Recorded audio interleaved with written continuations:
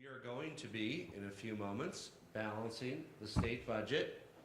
I've already signed a number of bills that help do that this morning, administratively, the bills that passed the general session.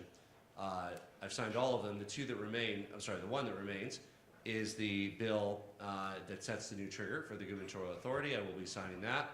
And then immediately thereafter, I will be signing the cuts that bring our budget back into balance. As you can see, H.R. 1 has thrown our budget out of balance. Today we will be rebalancing that. Unlike Congress, unlike the federal government, we balance our budget here in Colorado. We are fiscally responsible. This shows the federal deficit increased by the bill that passed, H.R. 1. You can also look at the very alarming trends in our national debt. As a member of Congress now as a governor, I continue to call for a balanced budget amendment to the Constitution that would require Congress to balance the budget, just like we do here in Colorado, just like we're going to do here today. Here, it shows what's happening here. So the Tabor limit with C is there in the yellow line. It shows we've had healthy surpluses many years. There's years we've been under. This was a year where we did have a Tabor surplus. Taxpayers were going to get a refund. H.R. 1 was signed. Because of the concurring rolling changes to state tax code, it's very technical, but because of that, in the current year, not only did they blow a hole in the federal budget, increasing our deficit by trillions of dollars, but yes, they cost the state $1.2 billion as well. A couple $100 million of that came from the surplus that we had anyway. The rest is being addressed here today by the bills I signed, the executive actions I'm taking, and making sure that we are prepared for the next generation. For months, we've been communicating with Coloradans and members of Congress about H.R. 1. I want to make sure people know I lobbied against H.R. 1. I was against it. I didn't want us to have to do this here today. And we haven't even seen a lot of the future negative impacts that H.R. 1 will bring. This is not about what a lot of folks have read about, know about, Medicaid cuts, SNAP cuts. That's not what this is about. Those happen in the future. We want to be ready for them. There was one piece that was done this session around referring to ballot initiative that now has the flexibility to help meet the state match requirements for SNAP. So that's very important. But generally speaking, that will be a matter for the next year and the year after, general session. The items that we are talking about today are for the current year we are in, the current budget. I was proud to be joined by legislators and sign a balanced budget in April. We had a surplus. It is for that very budget, because of the impact to revenue in the current year, that the General Assembly came back for the special session, took action, that we are taking action today to balance Colorado's budget. I also want to point out, of course, that congressmen from Colorado, Congressman Hurd, Congressman Evans, Congressman Crank, Congresswoman Boebert, voted for H.R. 1. It did only pass by one vote, so any of them could have been the vote against it that prevented it from passing. And we are here today because of them. I will be sending those 4 members of our congressional delegation signing pens here because of the work that we've had to go through because of H.R. 1. Again, unlike Congress, Colorado balances our budget. And that's why, after careful consideration, the legislature came back. I'm taking the actions I am today. We've heard from so many people about the impact of H.R. 1, many of that ahead of us, rural hospitals, healthcare providers, people losing healthcare insurance. I'm proud of the steps that were taken by the legislature because of what wasn't in H.R. 1 as well, which was the premium tax credits for healthcare. There's still time for Congress to do that. I call upon Congress to pass the premium healthcare tax credits to reduce the cost of insurance for people in the individual market. If they don't, we're proudly doing what we can in Colorado. It still won't add up to the loss of those tax credits, but I'm very proud that we were able to find, again, a bill that had bipartisan support that was able to shore up the exchange. That will remain an ongoing topic for future years if Congress doesn't act. So that's one area I call upon Congress to act soon. The open enrollment period opens in a month, a little more than a month. Congress really needs to act in the next month or so if we're going to have an impact on premiums and keep them down and prevent those 28%, 38% increases, which are not theoretical. This is what the insurance company said. We're increasing premiums by this much because of the loss of the tax credits. So there's still time to fix that. We did what we could as a state, proud of the legislative leaders, Speaker McCluskey and others who led that effort, and I want to thank them. And just before this, I administratively signed new laws that help close some of the corporate tax loopholes I want to thank Representative Mabry, Representative Bazenecker, Representatives Zakai, Marshall, Stewart, Camacho, Sirota, Woodrow, McCormick, Senators Weissman, Gonzalez, Ball, Marchman, Snyder, Henriksen, Cutter, Kipp, and Winter. Those bills were signed this morning. We are also making sure that we are maintaining strong reserves. We will have a reserve north of 13% after all these actions are done. And that is more than twice the reserve that when I took office. And we want to, again, restore that to 15% over the next year and a half, and I'm confident that we can do that. I would add that the reserve exists to buoy the state in times of recession. So, I mean, some people said, you know, why don't you just fill this budget gap with the reserve? The reserve's big enough. Why does the legislature need to come back? Why does the governor need to make cuts? I want to be clear, that would be fiscally irresponsible, because there is a forecast of about a 50% chance of a recession in the next 2 years. That is what the reserve is for. This is not a recession, right? We have slow growth, the nation does, but we project, again, as you see here, we'll actually return to a stable surplus unless there's a recession. With the moderate growth the country's been having, Colorado economy is doing better than much of the country, but we will have a return to a surplus if the economy stays steady. But if there is a recession, and it's never a question of if, it's always a question of when. I mean, if we had a crystal ball, nobody does. It could be 1 year, it could be 5 years, it could be 3 years. There's natural cycles in the economy. There will be a recession. That's when Colorado needs the reserve, and we need a healthy reserve. So it would have been completely irresponsible to have gutted that reserve, and part of what we showed the JBC and the public, and we'll be sharing again later today, is if this somehow all came from the reserve, we would be completely unable to cover a minor to moderate recession. And school funding would be gutted. Healthcare funding would be gutted. My two commitments in managing these cuts, and we've kept them both, we are not cutting our public schools one dime. K-12 funding is held harmless because the investment in our children and our kids is so important. Schools are back, teachers are there. It would be incredibly disruptive to have mid-year layoffs and consolidation and larger classes. We want to show that we're continuing our commitment to fully fund our schools. We also have zero cuts to public safety. One of our goals, as you know, is making Colorado one of the safest states. This is a critical area where we wanted to make sure there were no cuts for public safety. In managing the rest of the cuts, it's a little bit of everything. You'll see that here today. We're releasing those. I would add that the first area we went, about $68.7 million, were cuts that I've tried to make and wanted to make all along. They were in our budget. They were cuts that the legislature said we couldn't do in the past. So those are cuts that we're bringing forward. And then in addition to those, we are bringing forward a total of about $252 million that will balance the budget entirely. I want to add that one of those is thanks to the voters, thanks to Prop 123. Prop 123 has a provision that when we are below the Tabor limit, and this is the first year since Prop 123 passed that we are, and I hope it's the last, it allows for some of those funds to be used to support our schools and the budget. So Prop 123 as a whole has over $380 million of funding. It goes to two sources, DOLA and OEDIT. We're not touching the funds that go to DOLA, most of which go out to local government, but there are two pieces that are managed by OEDIT that will be paused for a year for a savings of about $105 million, and that is the equity funding and the land banking funding. So those will be paused for a year, and again, we appreciate the authors of 123, including that flexibility, and it frankly helps save the school funding, just as, again, the actions of the legislature save the school funding. So again, I want to thank the legislature. Without their actions, we'd be talking about cuts to education funding here today.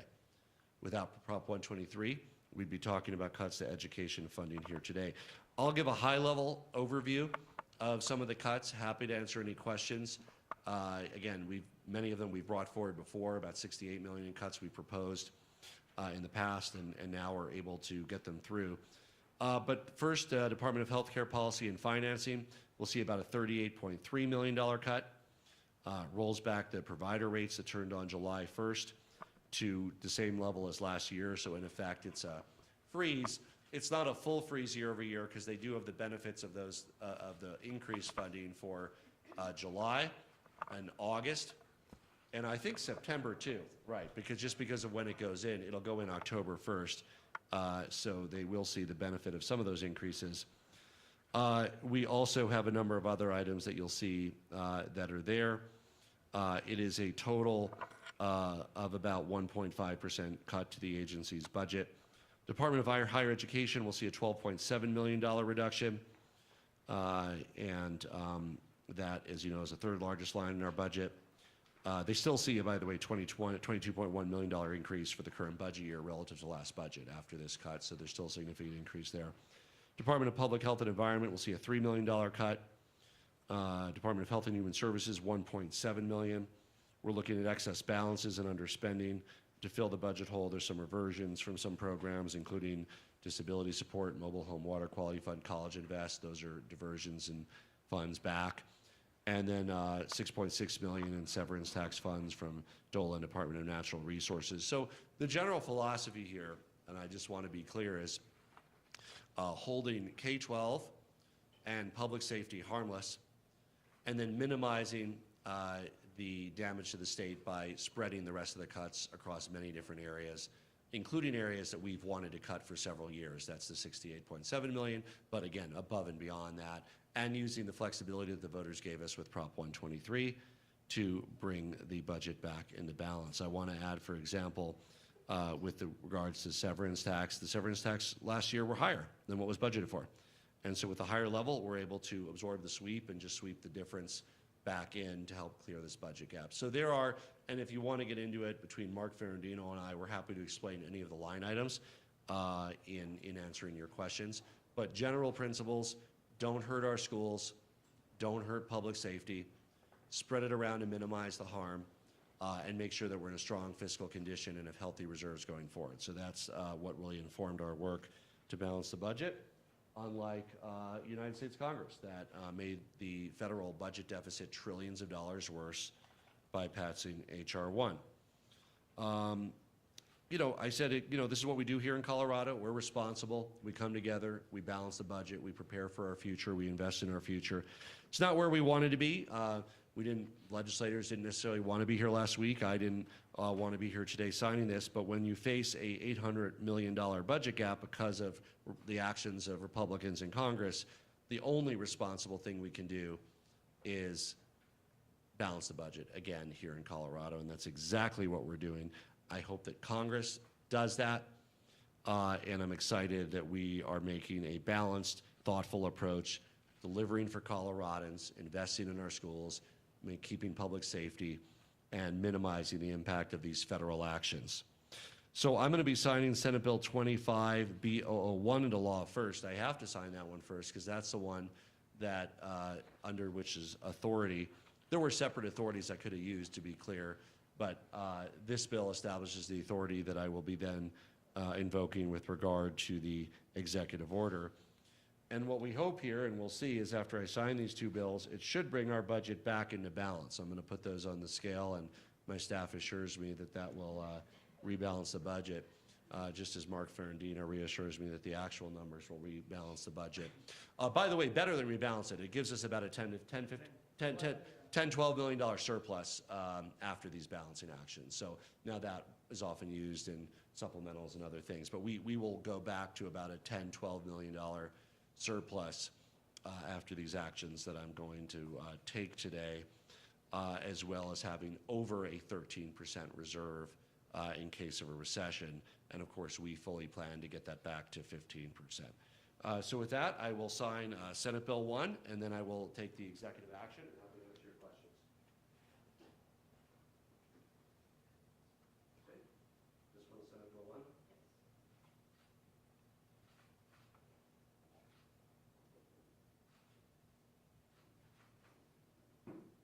Okay.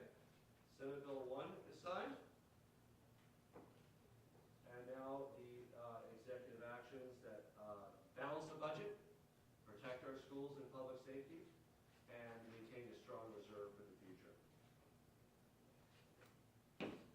Okay, let's see if this works. The Colorado budget is balanced. Happy answer any questions. Yes?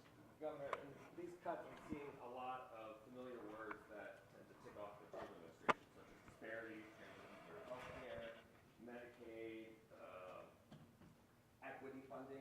Are these cuts being made in response to the Trump administration crackdown on some of these programs at the national level? Well, the first part, yes, they're being made in response to the Trump administration, but not with regards to the second part of your question. They're being made because of him signing H.R. 1.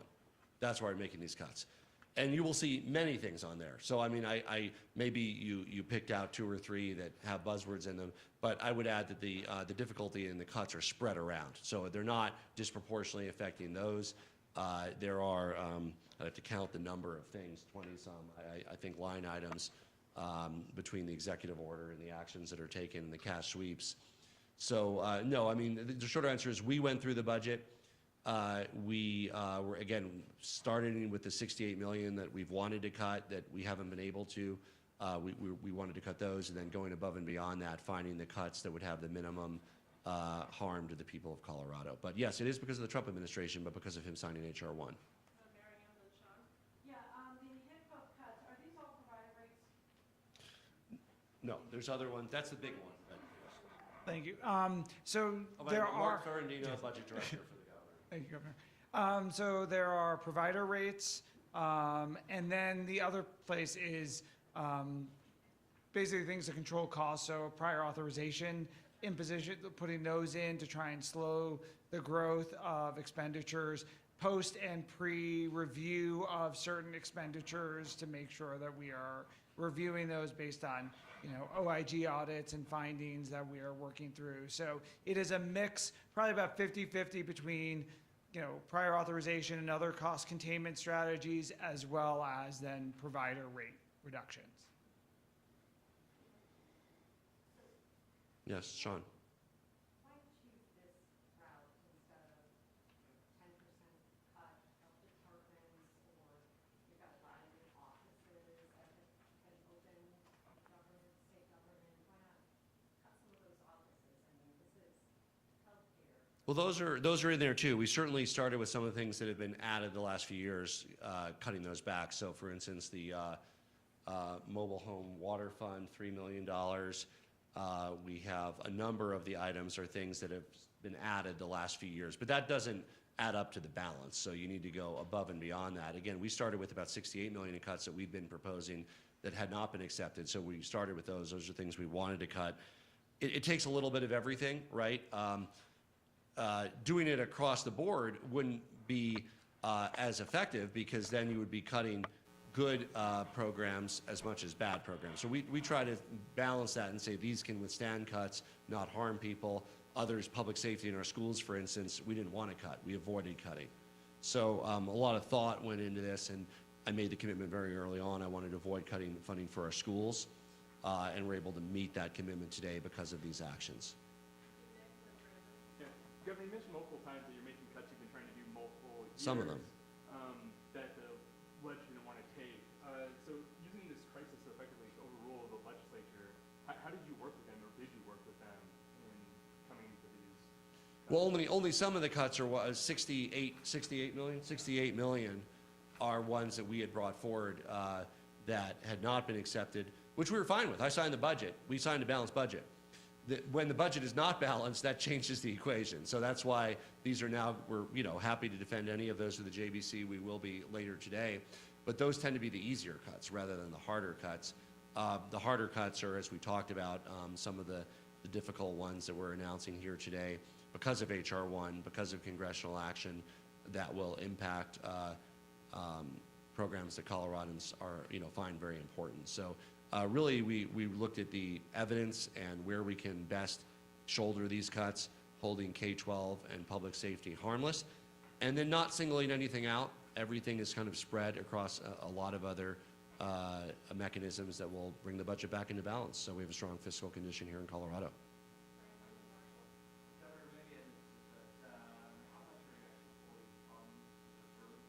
Mm-hmm.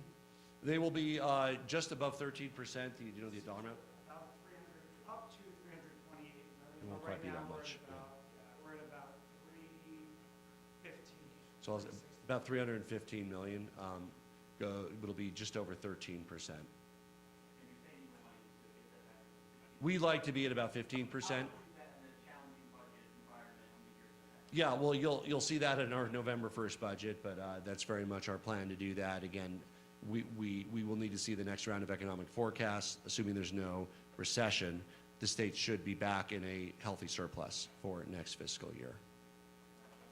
Gov, if you'll humor me for 2 questions, I'll shut Sure. up after the first one. The state has expanded the Medicaid pool over time, and you've said repeatedly that any cuts that happen here are going to be the fault of Republicans in Congress. But now you've signed something that have made Medicaid provider rate cuts. I've done several stories about Sure. providers saying we're going to leave the system because we don't get reimbursed enough.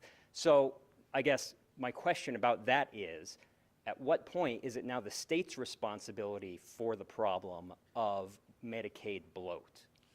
Well, look, Medicaid is a federal program, and we administer it as a state. We contribute to the funding for the Medicaid expansion. But this is just the beginning of the damage of H.R. 1 to Medicaid. I mean, this is the tip of the iceberg, right?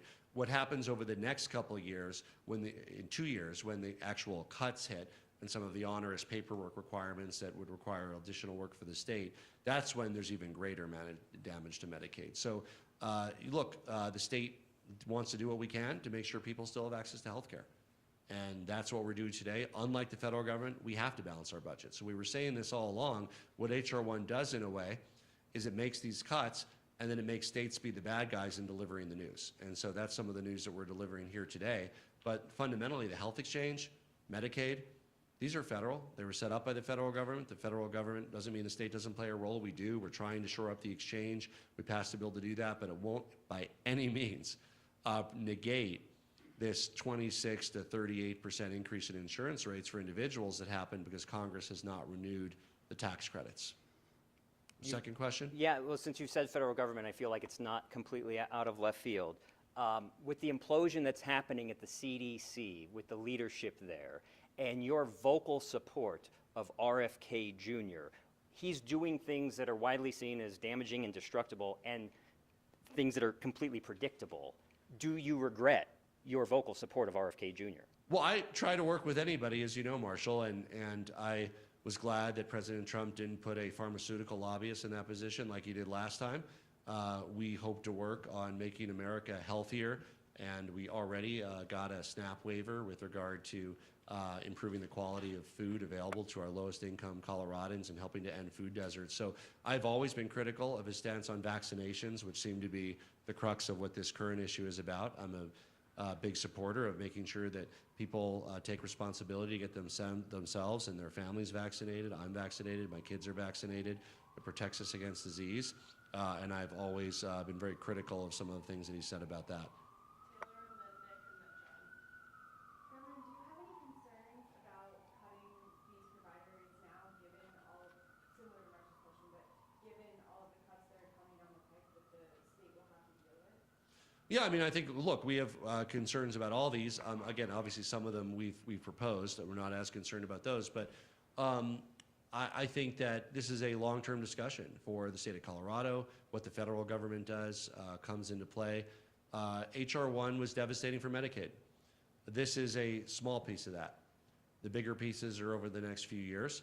And it's not just a Colorado question. There's many states, and in fact, many Republican states have a higher percentage of people on Medicaid than Colorado. And figuring this out, working with my fellow governors, seeing if Congress is open to changing the law, will certainly be a priority of ours over the next year. Governor, you said with these cuts and these changes, there should be like a $10 million buffer. But in here, you specifically target $131,000 of health benefits for undocumented children. Like that's 1% of the surplus. Why specifically go after health benefits? Yeah, I don't think anything was specifically gone after. You see small cuts to a lot of things. I'm sure Mark can talk about that line item. So that line item specifically is the outreach budget for that. And so as we were looking at where could we have the least impact on individuals, we felt that was one where there are a good amount of outside advocates doing that work, so we could reduce that without impacting individuals. So again, and what you'll see is, again, I very, I'm here today to say that while we succeeded in holding K-12 schools harmless, public safety harmless, the rest of the cuts are spread around and nothing is singled out. So no, and John, that was kind of to your question too. None of those were like, oh, we're cutting this line item. There's ones that people like in there, I'm sure, and many of them are not zeroed out, they're cut. But it's very much spread out across many different areas of state government to make the savings we need to balance our budget. Oh, including, by the way, the hiring freeze that we implemented. That saves about $3 million as well. That would be an example. I guess that's my point. You're cutting not just buzzwords, but healthcare, reproductive healthcare for Medicaid patients that are not eligible for Medicaid, sorry. You're cutting what Nick just mentioned. What's the impact going to be to the average Coloradan? Will they see an impact, at least from the DMV cuts maybe? But what is the average Coloradan out there going to see from this? Well, look, I mean, it really depends on how every Coloradan interacts with the state, interacts with services. Some people will see no impact. Others will see an impact. We try to minimize the damage of HR 1 and the bill that Republicans passed in Congress. I'm confident that's what we're doing here today. We're taking the path that minimizes the harm to the people of the state and make sure that our state has strong fiscal condition and is well prepared for an uncertain future. Yeah, the largest bill on taxes that came out in special session was, of course, on the sale of tax credits. And I have a two-part question. What's your backup plan if? Do you mean the income tax credits? Which ones? No. The vendor fee. Sorry, which was you talking about? Oh, sure. Go ahead. That's about $100 million It is. to contribute to the Yes. the shortfall. What's your backup plan if the state is unable to sell those amount of tax credits, and what's your timeline for making that decision?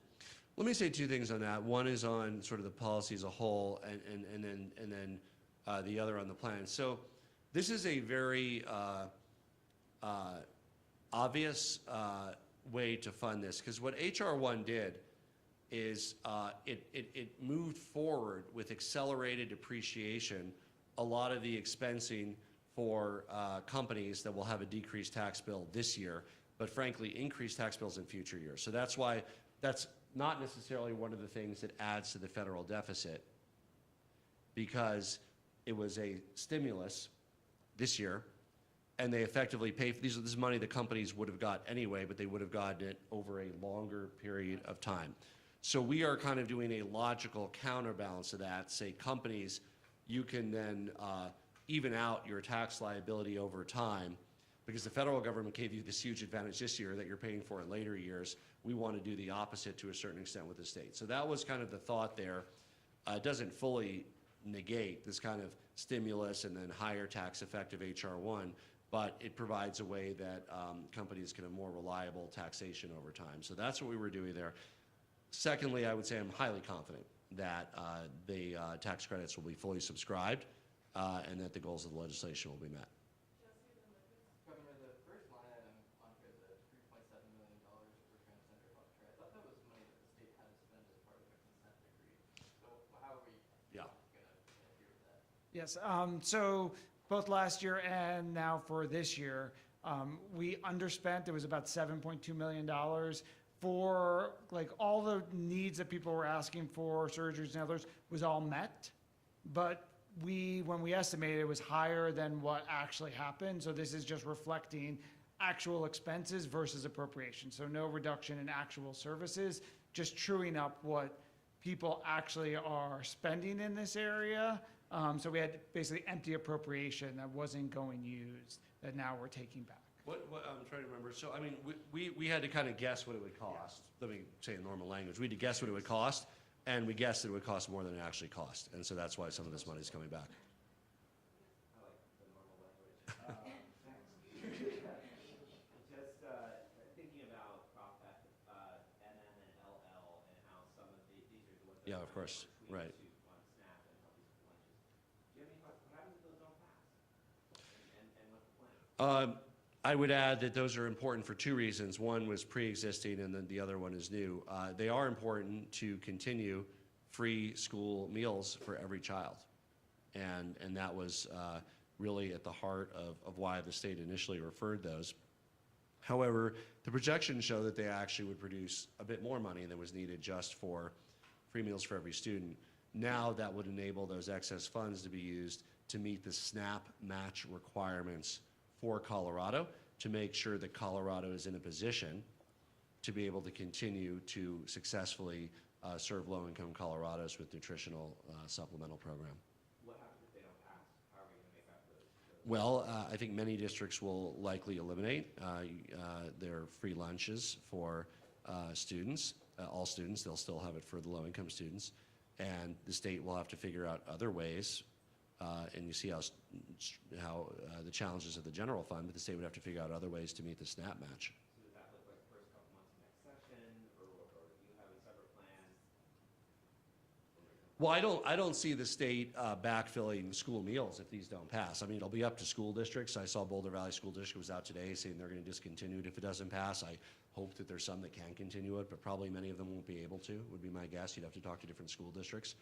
And then, as I said, certainly it would be a priority of ours for the state to figure out the SNAP match. That's just a start. We don't need that in the next year's budget. That would be for the following budget the year after that.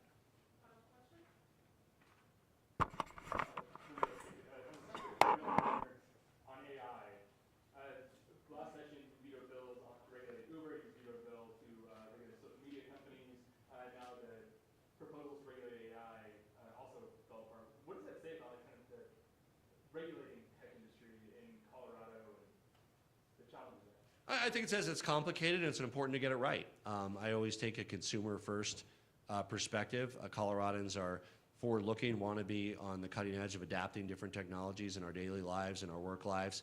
And at the same time, we want to be protected from discrimination. We want to be safe when we're, taking a car somewhere. So it's very important to get these right. I'm confident that there'll, be legislation on these areas in the future. And I think it's a good step that the legislature saw the incredible complexity of some of the issues around AI and is taking the next few months to make sure that we get it right as a state. Can I just be sure I have the breakdown? 103 million in cuts, 146 million in cash fund transfers, and 3 million in a hiring freeze? That sounds about right. I mean, the cash fund sweeps are also cuts in the sense that those cash funds would have been administered in those agencies and sent. I mean, the biggest one is Prop 123. So let me just make sure you have this right. So that's $105 million. That would have gone out to the land banking and equity building programs in Prop 123. But because Prop 123 said when you're below the Tabor surplus, it can help, the funds can help prevent cuts to our schools and other funds, that money is going to that. So, I mean, those are cuts also. They're just different because they're cash funds. But yes, that's correct. I mean, we administer cash funds differently and the same as the rest of the budget. It depends on the day, but they're technically have separate books. So it's more like a redirection versus Yeah. It's a redirection rather than a cut. Thank you. Jesse should be up here, Marshall. It's a redirection and the others are cuts. That's a good way of looking at it. There you go. Thank you, everybody. And again, we're back in balance. I'm proud that Colorado has a strong state budget that's balanced, healthy reserves that we plan to build upon and increase. And I'm proud that thanks to the work of the legislature, we were able to not cut one dime from our public schools or from public safety. Thank you. Do you have enough money to get a new seal? It looks pretty beat up like the budget. No, we're using our new seals. Maybe next year.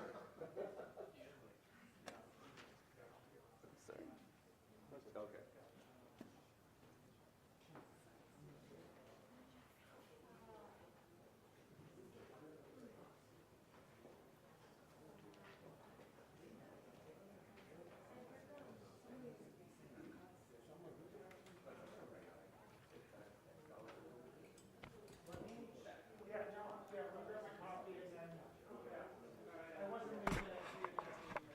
I just sent you this, just your question, TRTs, for when you asked, and then I got a secondary shot. It's just my phone, but if you want it, if you don't use it, it's literally whatever, can't hurt, you know. So I'm gonna try and send those via Teams. Okay. We'll see. Okay. We'll see if that works. Thank you. Yeah. So I was going to call you back. I didn't know who called, and and I Googled the number, and I'm like, it like showed up as like possible spam, and then I Wait. checked my email, and I had an email. Okay. Like, did someone transfer my desk line or something? Dude, I just went in Teams, and it had 2 numbers, and I picked one, and I was like, all right, well, just try it. And I was like, I guess this is his work phone, but I guess that was your desk. I was in the middle of a meeting when you called, so I couldn't. I figured, I was like, we're gonna just pray and hope, but I was like, these guys, just do what Photon does, I'll figure it out. I'm glad you did. So, yeah. Okay.